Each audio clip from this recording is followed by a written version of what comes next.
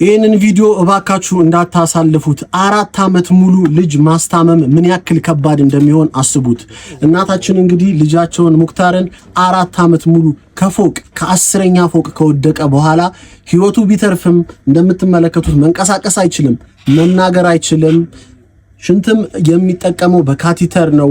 እንደገና ደግሞ ዳይፐር ነው ተደርጎለት ያለው። እባካችሁ እገዛችሁን እንፈልጋለን። የኔ ቤተሰቦች በአጠቃላይ ከስር በማስቀምጥላችሁ በእናቱ ስም በአካውንት መርዳት ይችላላችሁ። ወንድማችንን ሙክታር እርዱት። እኛ ፎቅ ላይ ሲወድቅኝ የተቀበለው የኤሌክትሪክ ገመድ ነው። ከኤሌክትሪክ ገመድ ላይ ደግሞ እሱ አራክቶ ሲጥለው ታች የተቀበለው መኪና ነው። ከመኪናው ላይ ይሄ ጋቢና እንትኑ ላይ ነው የወደቀው።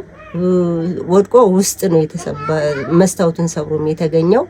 በዚያን ሰዓት ኮፈኑ ነው ያገኘውና ጭንቅላቱ ነው የተጎዳ ነው የሚለኝ ሐኪም። አሁንም ሐኪም የሚለኝ ፊዚዮቴራፒ ነው የሚያጠናክረው፣ አይዞሽ በርቺ ነው፣ ቤትሽ አስታሚ ነው የሚለኝ። ሌላ ነገር የሚለኝ ነገር የለም።